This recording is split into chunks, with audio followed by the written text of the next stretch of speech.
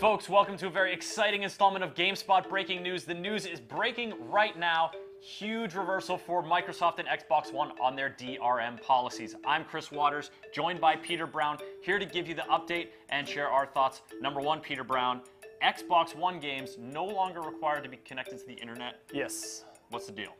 So yeah, Microsoft has totally backpedaled and they say, hey guys, sorry, we didn't really mean it. No internet connection required.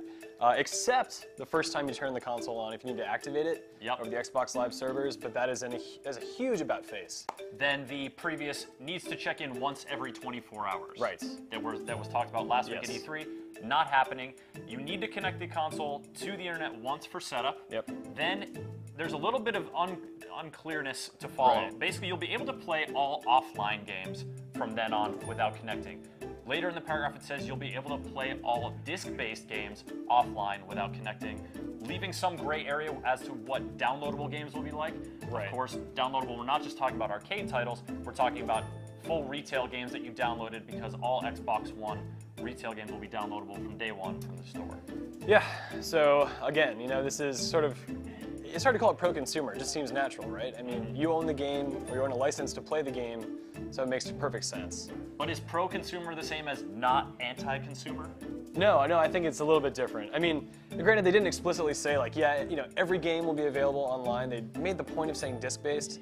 Like, yeah, it leaves some room for concern, but I think at this point, everyone's just a little bit relieved that, okay, crap, the whole industry isn't going to just, like, you know, get flushed down the toilet by Microsoft. And require an internet connection for all gameplay, because we live in a world where not everyone has an internet connection, and those people still want to enjoy games. Yeah, totally. All right, on to the next point, used games. Previously, the Xbox One had said there would be restrictions on sharing, reselling, trading, lending of all used games.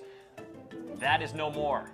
You can do anything you wanted to with a used disc-based game that you can this generation. Resell it to a retailer, give it to a friend, lend it, have it stolen from you, and then the thief gets to profit, and haha, it sticks to get robbed from.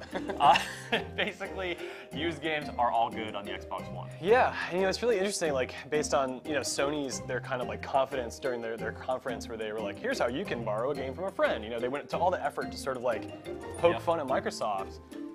It got them a huge tidal wave of positive public support, because I have a game, I want to be able to share it. I want to feel like I have ownership of that game, even if technically I've always just been a licensee of that software. Right, but now that Microsoft has sort of changed their opinion, retrospectively, like, how does that make Sony look? You know, are they kind of like the bully that's sort of, you know, taking advantage of the guy who's been beaten down a little bit? I mean, obviously they're playing business tactics. Sure. But at the same time, I think they still are riding that good guy wave. That's still like, yeah, okay, cool. True. Xbox One, you messed up. Now you're back doing the thing that we were doing. their console is still $100 cheaper.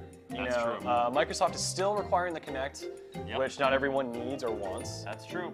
One more thing to note about the Xbox One DRM announcements that Microsoft made just today. There's no region locking.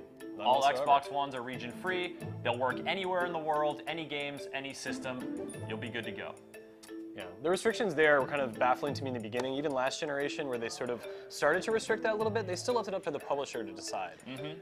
That seems like a no-brainer to me, but at least it's nice to see them sort of take every little facet of their policies that people were upset with and try to tinker them a little bit. All right, well, folks, if you complained on the internet about the Xbox One's policies, said you weren't going to buy it, nice work.